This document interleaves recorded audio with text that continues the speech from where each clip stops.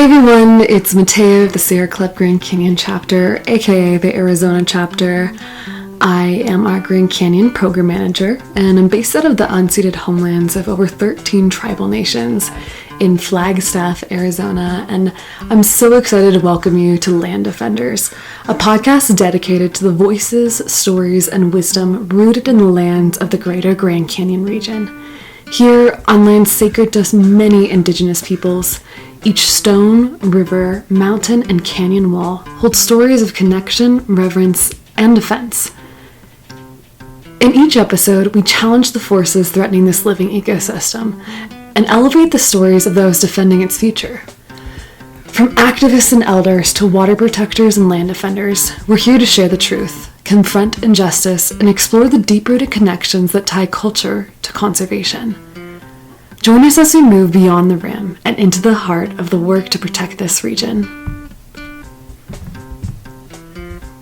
Up next, you're about to listen to an episode in a mini-series that we developed in partnership with 3 students from NAU, focused on Snowbowl Ski Resort and the agencies that are supposed to hold them accountable. First, off to the students to introduce themselves and their project, and then off to our interview with Alan Stewart. Hello, I'm Emma. I'm Soleil. And I'm Bianca. We are 3 students from Northern Arizona University studying sustainable communities. Environmental justice is at the heart of each of our studies, and we see it as a key aspect of building healthy, sustainable communities. That's why we partnered with the Sierra Club's Grand Canyon chapter to develop a project for our community engagement fieldwork. For this project, we wanted to focus on an issue that is local to Flagstaff, something that is significant that many people might not be fully aware of. We decided a podcast mini-series would be a great way to make this topic accessible to the community, especially since we could hear directly from people who have been deeply involved in this issue for years, if not decades. The focus of our series is the Snowbowl Ski Resort, which is located on what's known in colonial terms as the San Francisco Peaks, just north of Flagstaff. These peaks are sacred to over 13 tribal nations and are a living cultural site. Yet, Snowbowl, along with the agencies tasked with regulating it, have failed to maintain a respectful, consensual relationship with the tribal nations and have failed to be a steward of the land, causing detrimental environmental and cultural impacts. We hope this podcast can be a lasting resource for our community to become more informed about Snowbowl Mountain Resort and its impact on these sacred lands.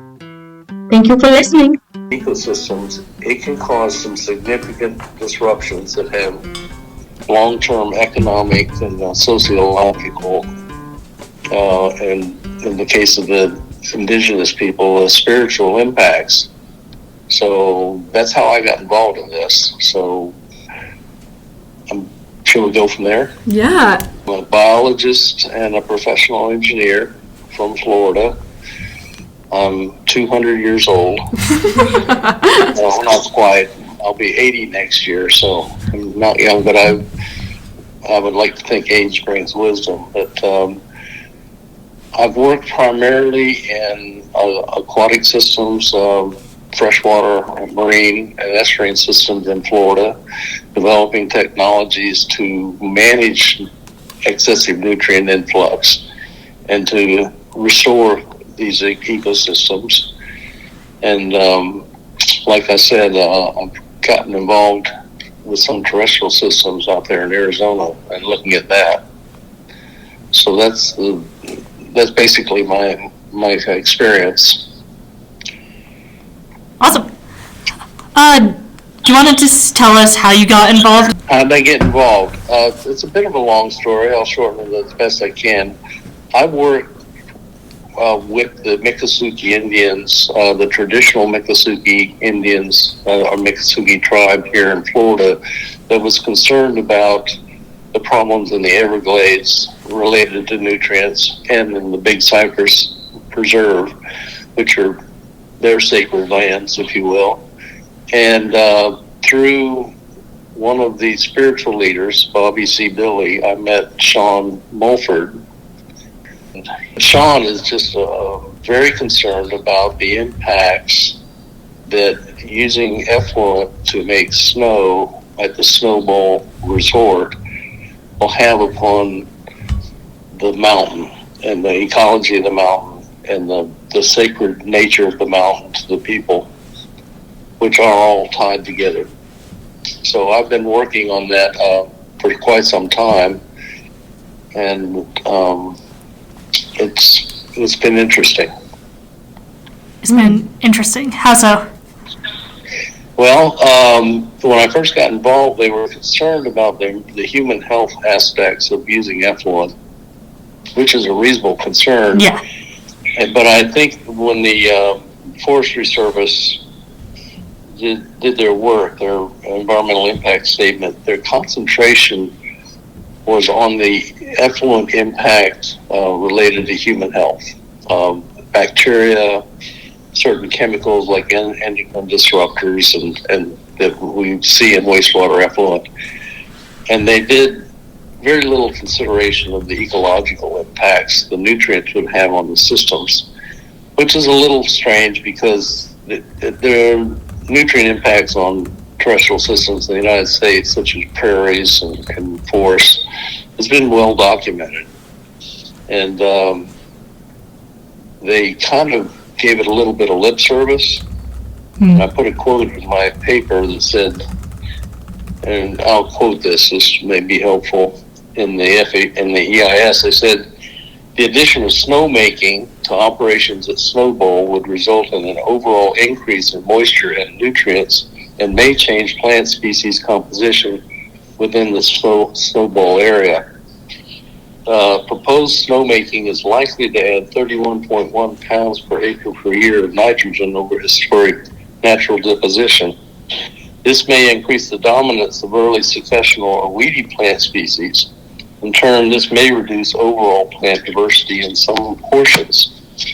And then they say, however, this effect will be restricted to developed ski trails and therefore localized. Well, they had no evidence of that, and that's why I have challenged them, because the level of disruption is significant. Allow me to use an analogy. It's a pretty appropriate analogy. The human body is, in fact, an ecosystem, right? A community of living things that make us tick. And each organ, each cell has its own specific capabilities. And we have this ability to adjust to temperature, to moisture content, to food intake, and that sort of thing, so that we are stable. We're in what you call a dynamic equilibrium. What we eat, we get rid of, and we excrete carbon dioxide, and the consumption and the production are in balance, which is what you see in a stable ecosystem. Think of the human body then at 1,500 calories, 2,000 calories a day requirement, and all of a sudden you start eating 5,000 calories a day. The system becomes disrupted, and you can use your imagination, but you would gain weight pretty quickly. And this is not unlike what we see with eutrophic systems that are blasted with huge amounts of nutrients. I'm going to use an example here in Florida. We have Lake Okeechobee, which is one of the largest lakes in the United States, 450,000 acres. And it has been devastated by excessive nutrients and has disrupted the entire ecosystem. And as a result, they've lost diversity, they've lost fisheries, they've created algae blooms that are injurious to human health, that are toxic. The whole system's out of whack, if you will. It's out of that dynamic equilibrium we talked about. And if you study ecology, you know that these systems, like the San Francisco peaks, for example, the alpine and subalpine areas, they developed over thousands and thousands of years. And during that period, they established a collection of organisms that could survive within the fluctuation of the environmental conditions over that period of time. And they do just fine, and they reach a certain amount of stability and an ability to adjust within those fluctuations, that range of fluctuations. But the minute you disrupt that by putting in huge amounts of nutrients, for example, the system cannot adjust to that, and it changes. And the way it changes is it loses diversity. Plants that were able to survive in this condition all of a sudden can't compete with new plants that are coming in that can live off these high levels of nutrients coming in from wastewater effluent. So you disrupt the entire system.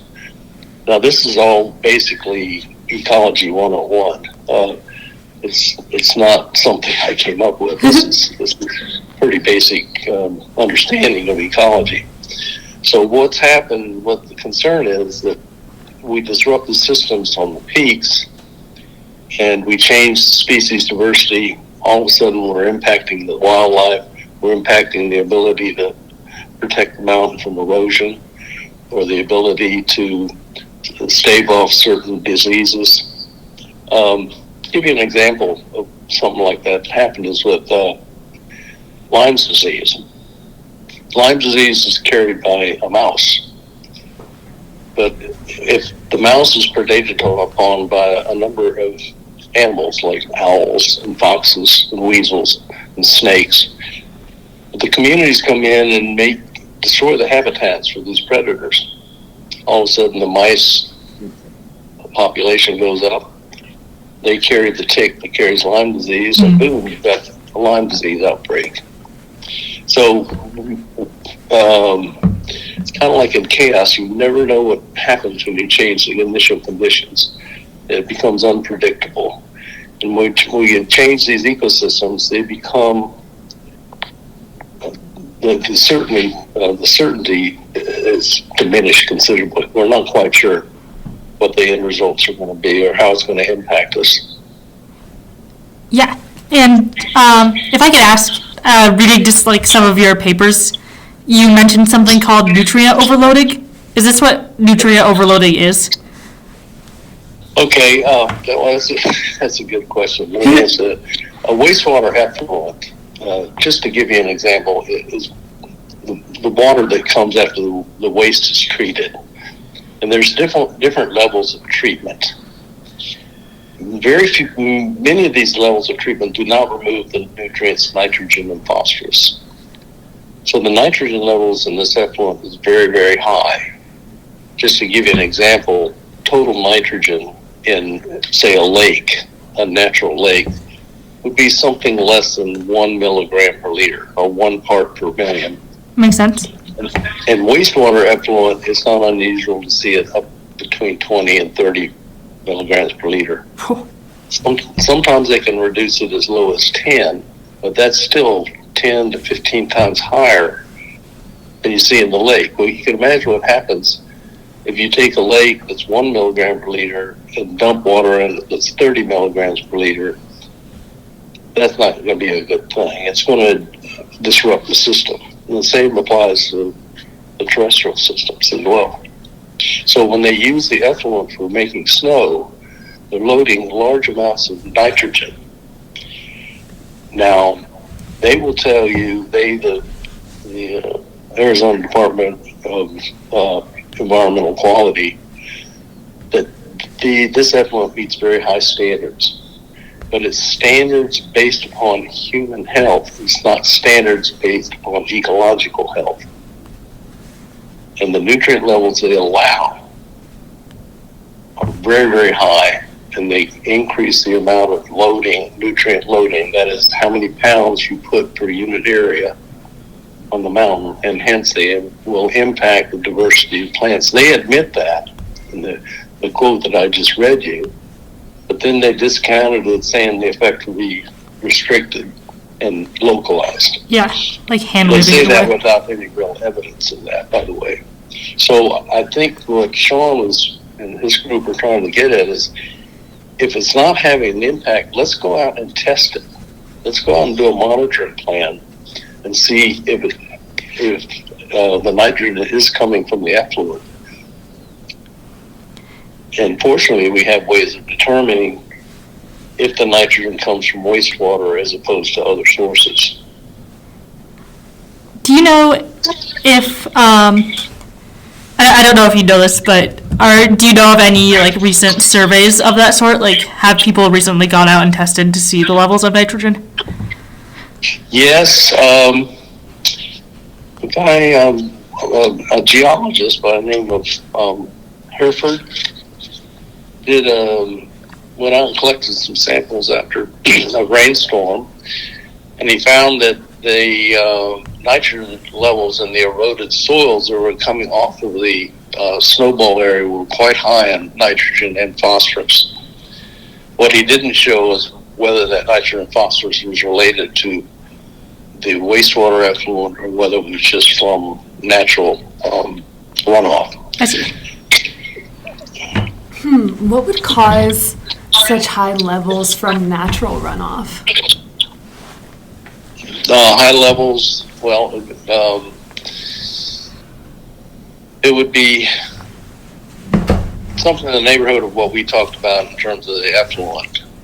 If you're at 0.5 milligrams per liter normally, and you see runoff that's at 10 or 15 milligrams per liter, that would be considered relatively high, depending on the period of time it did that.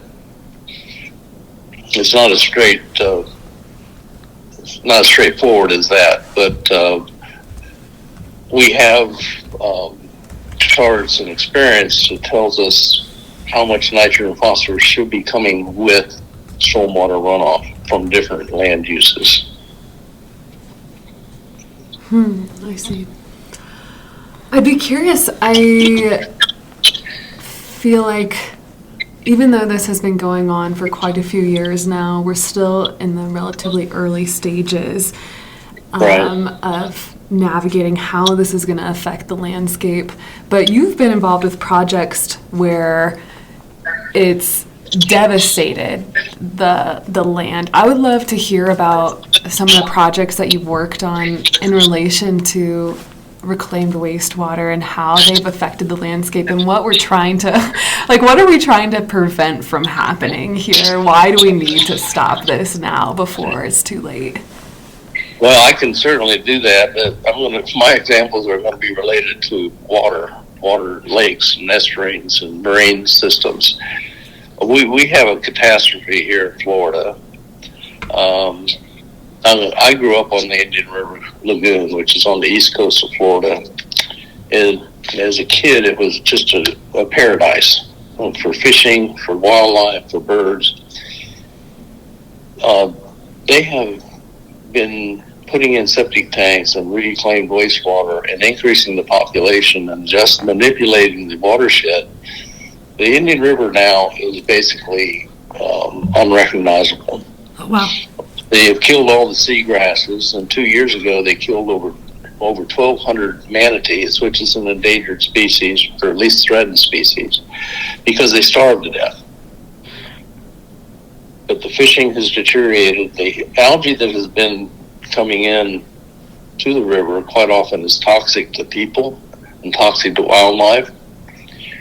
The same thing has happened at Lake Okeechobee and into the areas where it discharges on the west coast in Charlotte Harbor, where we've seen large algae blooms and, of course, red tide. I don't know if you've ever heard of red tide, but it's an algae that kills fish it's very toxic to fish. And we've had numerous red tide blooms develop. It used to be something that occurred very rarely. Now it's occurring almost every year. And it's impacting the property values, it's impacting the fisheries, impacting human health. Red tide, once it dries, the shell of the algae gets in your lungs and it's toxic. And you can hardly breathe when it's really thick. So it's not pleasant. And it's a real problem in Florida. It's a serious problem. And I'll be honest with you, they haven't been very effective at trying to clean it up. And there's similar things around the country have occurred, of course. And is that algae, is it like native to Florida, or has it just been growing because of how people have been tampering with the environment? It's a naturally occurring algae and this is why you need to be concerned about nutrient loadings. These algae are what they call cyanobacteria. They're really a bacteria. We call them blue-green algae. They occur naturally. and they're very, in a small amount, they're essential. It's kind of like fire, you know. A little bit of fire is good, a whole lot isn't. Well, the algae is the same way. And when it gets real thick, it gets toxic. It creates things called cyanotoxins. And the balloons get so thick that it kills the grass that's growing underneath and destroys the water clarity. So the oxygen is deprived, and then you get fish kills. So it's a matter of too much of a good thing.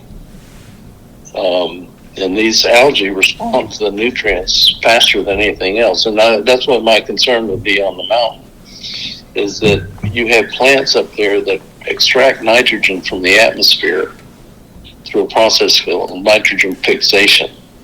And that allows them to have a competitive edge over other plants that require another source of nitrogen. So when the effluent comes in with an abundant source of nitrogen in the nitrate form, these other plants all of a sudden can explode in productivity and overtake these native plants. And there are quite a few and what we call invasive plants already up in that area that have a selective advantage. And of course they have less wildlife value, less habitat value, and quite often they also can be toxic. Oh, wow. I'm curious what else, because I've heard this water being touted even as like they're using human drinking water standards, like you were saying, but is this water really drinkable for humans? I mean, I feel like from what I've heard is in this water, not only the nutrients, but also like, you know, there is pharmaceuticals and all these other things that are in this water. Is this, I don't know this question. I think Northern Arizona University, is that the right way to say it? Yes. Is done studies to show that there are things like endocrine disruptors, you know, from birth control pills and medications that can be problematic. And they had a whole list of chemicals, and it's way out of that's not my area of expertise, but I agree with you. I'm not sure I would drink it. But you've got to remember, drinking water standards are for human health. They don't really concern themselves with nutrients. The only nitrogen issue with human health is the form of nitrate over 10 milligrams per liter. And that's the only standard they use for nutrients. So 10 milligrams per liter is a lot of nitrogen when you put it on some of these plants up there. So it is a twofold problem. You got the human health issue, and I think the work by NAU and others is showing there's more than just bacteria to be concerned about. And then there's ecological impacts and disruptions this causes. What's the potential for the endocrine disruptors on the animals in this area? Well, that's a good question. There's an old story back in Florida in Lake Apopka. There was so much of this in the water that it turned all the male alligators into females. Wow. Now that may be stretching it, but yeah, it can have some impact. When endocrine disruptors means it's disrupting your hormone balance of your body. Again, I'm not an expert in that field, so I suggest you talk to some of these people at NAU. I had a good meeting with them, with Sean, and the levels of some of these chemicals was significant. It appeared to be significantly increased in the effluent. I guess, like, going back a little, I'm not sure if this is your area of expertise. Let me know if it's not. So it seems like nutrient overloading affects the environment in measurable ways. And I imagine that extends to the soil ecosystem and the animals as well. Yes, right. Yeah, the animals are affected because their habitat's been changed and their food source has been changed. Plus, there may be toxin issues involved as well. Could the use of this water on the mountain affect the greater Flagstaff area in any way?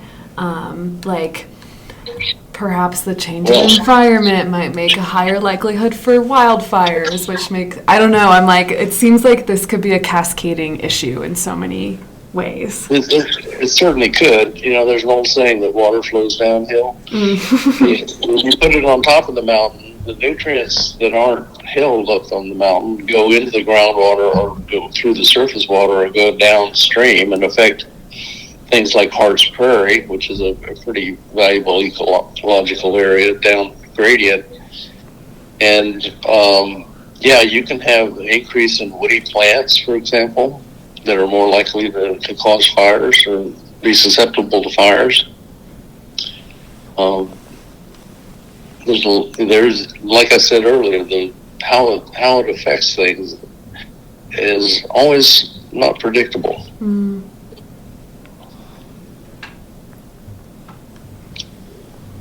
So it definitely seems like the people at Snowbowl and the Forest Service, they're not looking at these widespread effects from using the reclaimed water on the mountain. Does that seem true to you? Like they're not even considering the effects of doing it? Well, the environmental impact statement they did kind of discounted the nutrient impacts on the ecology. That one paragraph I read was about all they really address in terms of the impact on the ecological communities of that area. And they discounted that without a whole lot of evidence, in my opinion. So they didn't pay a lot of attention to that issue, in my opinion. Yeah. And do you have any background on more specifically, how the reclaimed water affects the wildlife on Snowbowl? Has there been any research done by people at NAU, or has there been people who live in the area who are more experts in this field that have talked about that? Well, I think the geologist I mentioned, Hereford, and do you have my paper that I wrote? Yeah. Okay, I reference him in that paper. Awesome. He looked at the runoff patterns and the geology of the area and how it's to be affected. We sent in a proposal for a monitoring program that would look at the nitrogen dynamics all the way down the mountain and try to identify that portion that's related to the effluent. We're able to test the water and test the plants for a chemical called sucralose, which is an artificial sweetener, which tends to go through the body and right into the effluent. And if we find sucralose, we know that water came from, a portion of that water came from wastewater effluent. And there's some other ways to determine that. And we have given a monitoring plan for review to the Forestry Service, and I think they're looking at that right now. And that would answer some of these questions you have. What is the impact actually on the mountain? Oh, is that study, is it currently in progress or just being proposed for now? It's proposed. And we've come up with some nationwide experts that are experts in this type of monitoring that would be doing this program. Wow. So it would be a worthwhile endeavor, I think, for everybody. But the other thing you have to realize is that things do not happen overnight, and some of the long-term impacts, some of the impacts will be long-term. You won't see them for a while. We see this in Florida. you'll put nutrients in the lake, and the lake will hold them for a while and sequester them, and they won't manifest themselves for several years. Then all of a sudden, boom, Oh, wow. the sediments can't hold them any longer, and the whole system collapses.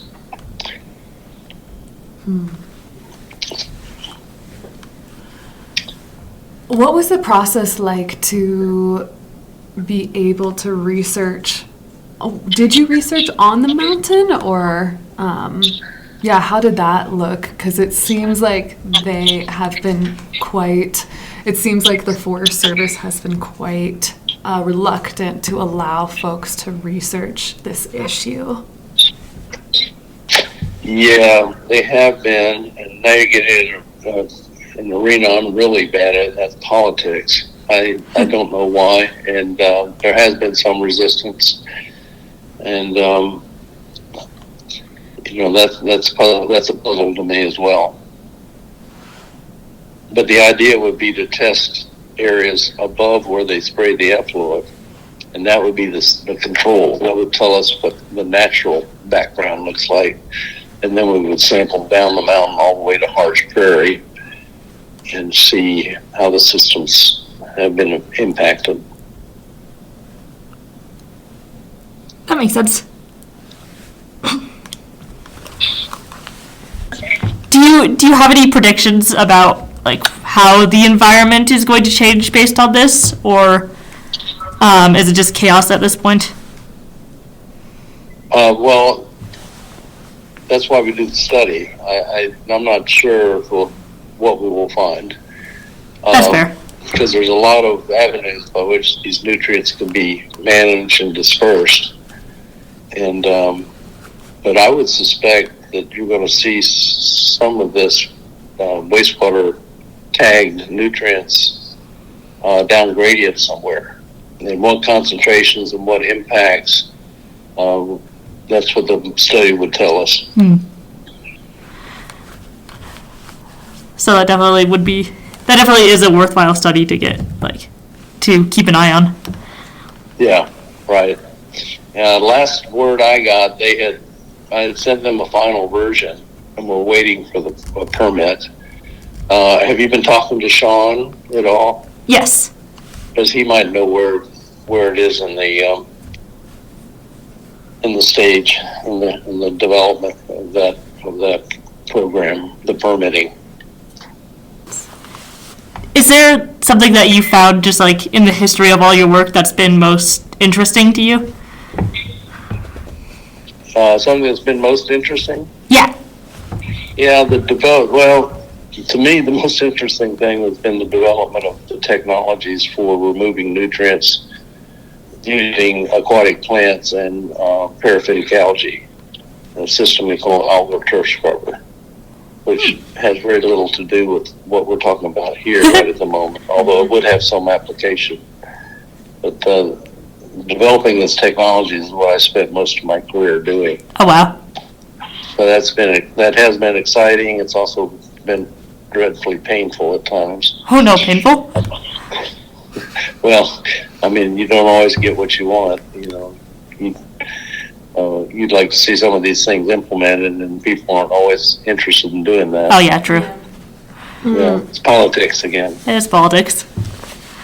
Mm-hmm. So in theory, there are systems in place to remove these excess levels of nutrients from the water before the water is used, but it's just not in place. I see. There are. That's the systems we've been working on. But people don't want to spend the money on them. Because these nutrients aren't hurting anybody, right? Except for the ecology, and who cares about that? Okay, yeah, totally. Oh boy. That's a little presumptuous on my part, but that's sometimes the attitude that I see. Yeah. We don't do anything until we kill 1,200 manatees. Then everybody freaks out. Yeah, then. Yeah, and we definitely want to prevent that from happening here. Whatever. Not the manatees on the mountain, but whatever our version of manatees are here. we saying here in Florida, it's not a good time to talk about draining the swamp when you're up to your butt in alligators. And if you're going to do something, do it before the catastrophe happens. Right. Yeah, absolutely. I will add to that, climate change has an impact too on all this, as you might suspect. And I think it's had an impact on the mountain, a noticeable impact, both in the amount of snow, and also I think some of the ecological impacts are going to be seen. Is that, like, how has it been impacting it? Do we know yet, or do we just see a change? Well, the climate change is, you have warmer temperatures. Yeah. And that changes a lot. It's a lot of things, yeah. Air movement and water movement and everything else. That makes sense. Yeah, I think climate change has been a big piece of the puzzle as to why they've felt the need to resort to the use of this water.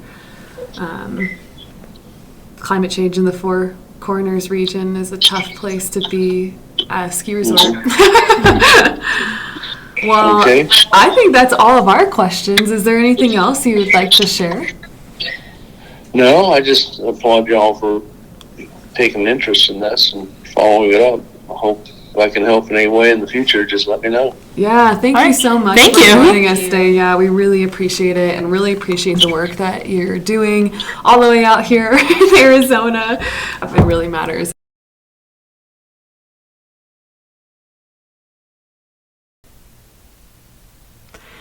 Thanks for joining us today and listening to our chat with Alan. I know this information was really informative to me and also really disturbing in a lot of ways. I feel really concerned for this mountain, for the peaks, and for the communities who are both connected to and rely on this mountain, including quote-unquote Flagstaff. And as a community, we really, really need to continue to put pressure on Snowbowl and the associated agencies, aka the Forest Service and the City of Flagstaff, to allow for testing and ultimately push them not to be able to use reclaimed wastewater anymore. The fact that they are so against testing, as we have heard from all of our speakers, is so incredibly concerning to me and to many of those involved. Points towards the fact that they are also aware this is an issue, and like Sean mentioned in our first two episodes, they're running off of a practice and a motto of no data, no problem, and that is a big problem, people. Anyway, we hope today's episode helped to provide a more complete picture of the impacts of Snowbowl Ski Resort's management techniques and how they've been allowed to happen. To learn more and stay connected, follow us on social media at Protect Grand Canyon, listen in the show notes, and follow us wherever you listen to podcasts. And consider sharing these episodes with others. Every episode and story shared is another step toward protecting these sacred places for generations to come. For questions or to get involved locally, don't hesitate to email me at mattea.goetz@sierraclub.org. Also listed in the show notes. And until next time, may you find a deeper connection to the land and the wild places around you.